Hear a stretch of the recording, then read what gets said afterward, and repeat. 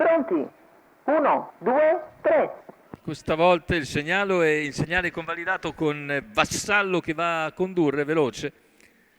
All'esterno vediamo subito Alvaro che poi si getta di galoppo e quindi in vantaggio Vassallo nei confronti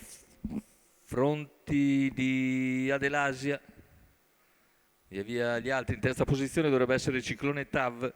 Un po' di confusione in questa fase. No, in terza posizione c'è il numero 6 Cicerone Jet ed è il numero 15 che avanza con decisione Zero Gravity dopo 400 metri. Numero 36. 1 Azzurra Tab squalificato. Zero Gravity cerca di portarsi sui primi, però Vassallo tiene vivo il ritmo della corsa. 45-6. Zero Gravity all'esterno. Ha cercato di sorprendere i cavalli dello start, ma Vassallo intende corrersela al comando, giocarsela davanti, e quindi Zero Gravity costretto all'esterno con in schiena il leader, in schiena Adelasia, poi c'è Cicerone Jet, mentre c'è la terza ruota intanto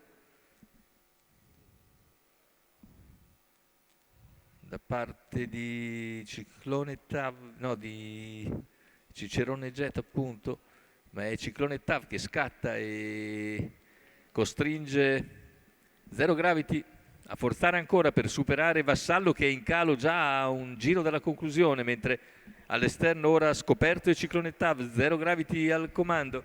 Ciclone Tav finisce di galoppo. Numero 3 Vassallo squalificato, numero 2 Ciclone Tav e così squalificato. Zero Gravity in vantaggio. C'è anche, ci sembra, Uragano Nero che cerca di avanzare. Numero 11 Numero Zilat 12, Jet Uragano Nero che squalificato. progredisce insieme a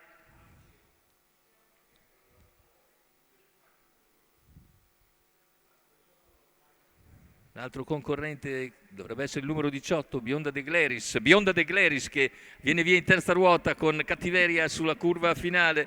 Trova cavalli che hanno ormai speso il meglio forse, ma c'è ancora il tentativo di Cicerone Jet di difendersi da Bionda De Gleris. Cicerone Jet nel finale allunga ancora e vince davanti a Bionda De Gleris per il terzo. Sarà foto probabilmente fra il 12 Uragano Nero e il 17 Zemellino. La vittoria quindi per Cicerone Jet e Giulia Deschi, che controllano il finale di Bionda De Gleris, che aveva fatto un bel volo sulla retta delle scuderie. Sembrava in grado di potersela giocare per la vittoria, ma Cicerone Jet ha riacquisito una lunghezza di margine abbondante sul traguardo negli ultimi 100 metri, mentre la foto per il terzo posto è molto difficile. I due cavalli praticamente piombano sulla stessa linea. Andiamo a rivedere. E forse il numero 17 Zemellino che regola di precisione Uragano Nero, ma aspettiamo naturalmente la foto.